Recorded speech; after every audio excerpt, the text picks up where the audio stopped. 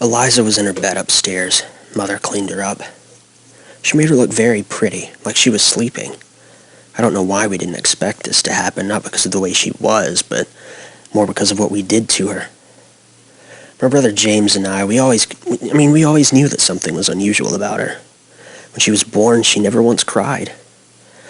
Mother and father thought she might have scarlet fever, and Dr. Coffett, our family doctor, used to make house calls regularly until she was 4 years old. I overheard him telling my parents that he thought she had neurasthenia. He thought it seemed to explain her symptoms, the quietness, the staring across the room. He never seemed to notice you if you walked right in front of her. And also the long bouts of mumbling after Mother put her to bed at night.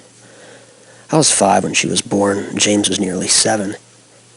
What was odd was that our entire family had chestnut brown hair, but Eliza's grew in blonde. As far as Eliza and I went, we were never really alike at all, apart from the way we look. I was always bold, the adventurer type. Mr. Ainsworth once told me, "Martha, you've got a lot of gumption. That's a rare thing for a girl to have. You put that to good use and you'll be all right." One of my favorite things to do was climbing trees as high as I could go.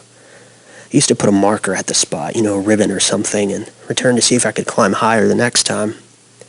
I always tried to get Eliza to come out, but she'd always find some excuse not to, or she'd never even listen. No one in the family knew if she would ever change. We wondered how she would get on, grow up. She never spoke to anyone, never asked for help. Once I overheard Mother and Father talk about sending Eliza away, to a special school if she didn't come out of whatever state she was in. To our surprise, though, she did. Even stranger than her behavior was how abruptly it stopped after 4 years. Like coming out of a dream, she was transformed. Once sullen and absent, she grew suddenly and became lively and a sociable girl. It was Christmas Day. Father had gone out all day Christmas Eve and came back with gifts for the 3 of us.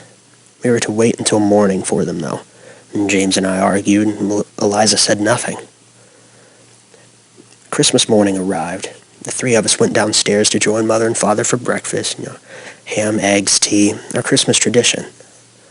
After breakfast, we went into the living room and waited on the couch. Father had us close our eyes and place the gifts in our hands. James was given a brass pocket compass. The arrow quivered as he smiled down at it. I got a jade necklace. The cloudy green stone was sanded in the shape of a heart. I fell in love with it. Eliza, however, she didn't have anything to put in her hands. Father said, "Eliza, open your eyes." We all looked. Father was holding a kitten, tawny brown, with faded white stripes and gray-green eyes. The tiny thing looked up at Eliza as her eyes filled with tears. "Oh, Father, thank you, she sobbed. Kneeling on the floor as the kitten tottered over to her, we all looked at each other. We couldn't remember the last time Eliza had spoken. As I watched her cradle the kitten, I smiled. I couldn't help but marvel at the look she had in her eyes. Sometimes I would look in her eyes and see something that made my spine tingle. I couldn't always see it, but sometimes I could. It was darkness. Something deep abyss in her black pupils. Something that made me think of only one word. Foreverness. I couldn't stand looking at them for too long. James saw it too. Once I tried to explain it to Mother, she smacked me on the behind and told me I was a sinner. But now, watching her, I saw something different. There was some happiness, unearthly happiness in her pupils. The darkness wasn't there. In fact, I felt like I could see light coming from them, like a glowing sun. She named it Irene. None of us knew where on earth she had gotten the name from. Eliza said she read it at school. From then on, Eliza and Irene were rarely without one another. The two would sleep, eat, sometimes even bathe together. Eliza constantly tried to bring Irene to school, only to be caught by my mother or father. For 2 years, she beamed when she was with the cat and sobbed when it had to stay outside because it had gotten ear mites or something. In 2 years, we nearly forgot how Eliza used to be, and we were happy, until Eliza fell ill. Like a plague of locusts, the darkness that once surrounded her swarmed in again. The hours of idle staring, the incoherent muttering, the sinister, cavernous look in her eyes. She began ignoring our parents and had to be forced out of bed to get to school. The only difference was that the darkness she emitted And it wasn't quite as dark as it was before. At least, not when she had Irene. We were quickly trained to respond to her removed looks and sinister demeanor by shooing Irene into the room, while we watched from the doorway anyway. Eliza would notice the cat, and her eyes would glass over. Her brow uncrossed, she smiled at the little thing, cradling it in her arms. Dr. Coffet determined that she had neurasthenia and had been addled by a nasty gastrointestinal infection. He would treat her as best he could, but we were to watch over her for signs of it getting worse. Eliza was confined to her bed from then on. For weeks she remained as she was, never quite cheerful, but never distraught either. Irene stayed upstairs with her unless she needed to go outside for the bathroom. It was one of these times when it happened. I was with Mother and Father in the kitchen while James was in the front yard. Irene was at the back door, meowing gently. Her brown tail quivered, a sign that she needed to go out.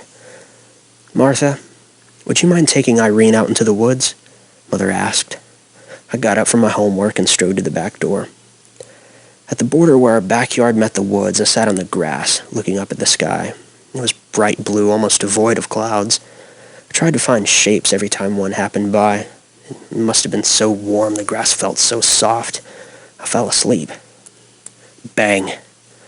I jumped up from the grass, looking around wildly to see if James was near the back of the house. He saw me and grinned. "Hey, Martha, didn't see you there," he said. "James, what are you doing?" I yelled at him. "You scared me half to death." "I'm sorry, but like I said, I didn't see you." He was holding Father's rifle, the tip still smoking. "You can be really rotten sometimes." I glanced over at the woods. "Where's Irene?" "What?" "Irene, James," I shouted, a panic rising inside me. "Irene, I took her out to the woods. Where is she?" James' face went white. I don't know." He looked over at the woods. Without another word, I sprinted into the trees. "Where did you shoot?" I screamed, searching the brush-covered floor. Over there," he shouted. "Somewhere over there." I didn't need to look where he was pointing, though. My eyes caught a brown-gray mass near the base of an oak tree. I skidded to my knees. Irene was laying there, panting, red muck clinging to the fur on her side. Her legs twitched and her eyes stared up at her forehead. Seeing me, she meowed. James ran up to my side. "Oh no. Oh no, no, no. What did I do?" Irene's breathing quickened. It became more shallow. We both kneeled there, frozen, watching blood dribble down her side. She looked up at me. I saw pain and fear, like fear of something ominous, something inevitable. Then they lolled back to their place, looking straight ahead, and stopped. At that moment, adrenaline rushed through me, driving out of my frozen shock. I scooped Irene up and bolted out of the woods to the house. Maybe it was the tears burning my eyes or the concentration on the back door that I had to reach it, but I didn't see Eliza watching me from her bed behind the upstairs window. Dr. Coffet arrived later in the afternoon. Eliza had been overcome with a bout of vomiting, only this time she started vomiting blood. Dr. Coffet told us that this had to do with ulcers in the lining of her stomach. Irene was wrapped in linen and placed in a shoebox. Mother asked us not to tell Eliza what had happened. She didn't want her condition getting any worse. We could smell the vomit from her room. It seemed to have flowed in through the entire house. She made horrible retching sounds throughout the evening. Mother and Father and Dr. Coffet stayed up there with her. We all wondered why she didn't ask for Irene. At 10:16, as the crickets and peepers chirped outside, Dr. Coffet came down the stairs. "I'm very sorry to have to tell you this," he said to James and I, "but your little sister has died. I know you both loved her very much, and she loved you as well." With that, he donned a black bowler hat and left without a goodbye. James and I went silently up the stairs to Eliza's room. It was just opposite of James. Inside, Mother and Father were leaning over her bed, crying. Mother beckoned us for a final goodbye, and there we all wept. Sleep didn't come easily that night. Mother and Father told us they were leaving her in bed for the night and would make arrangements tomorrow. I laid in bed for what felt like hours until I finally fell asleep. I woke up not knowing why, though, and the house seemed quiet. I stared off into the pitch black, waiting to fall back into sleep. Martha. My stomach dropped. Did I really hear something? Was it my name?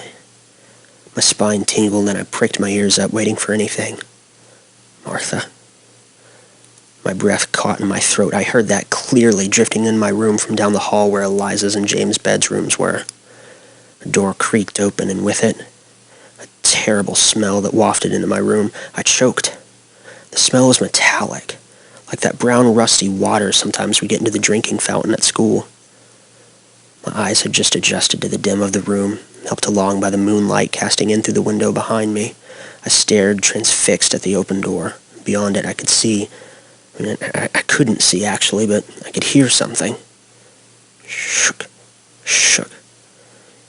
My ears strained to pick up the sound. My sweat chilled me as it soaked the linen of my pajamas and grew cold. The metallic smell grew stronger, stinging my nostrils.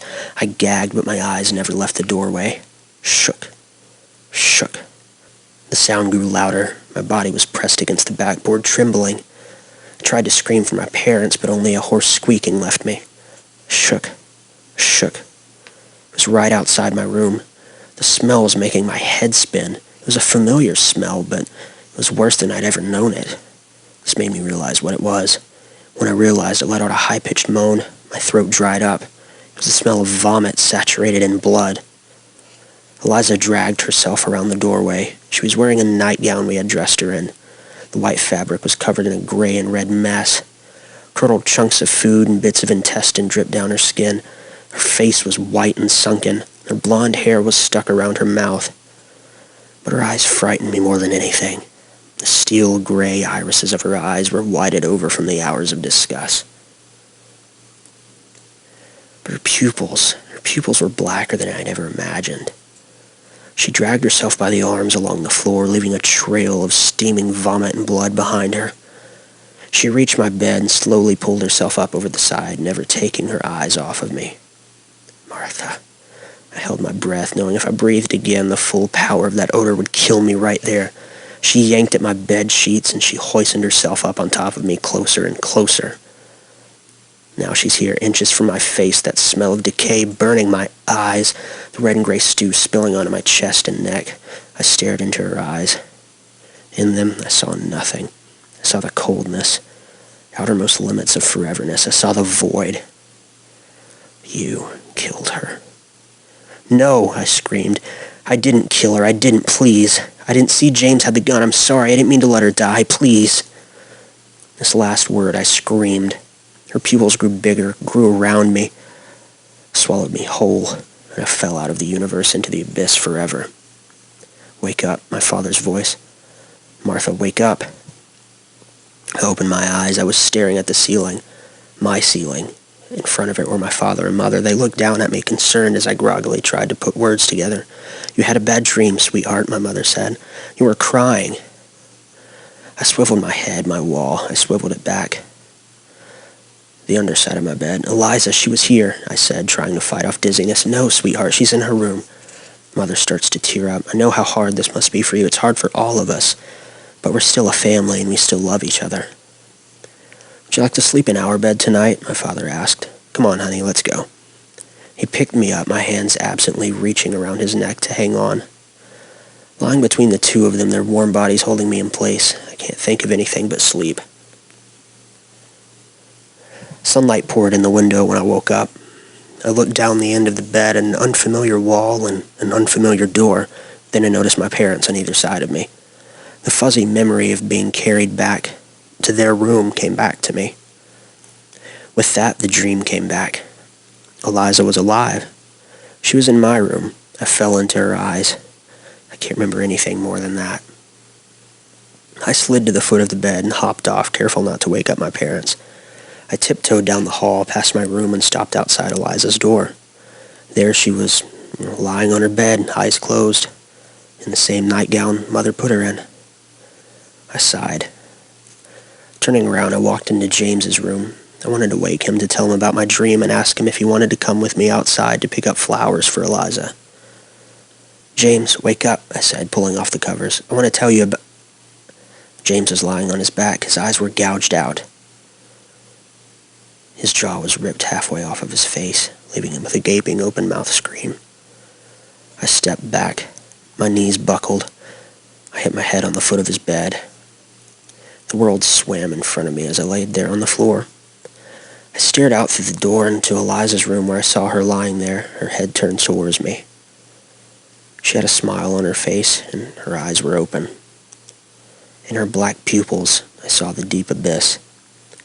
It made me think of one word: foreverness.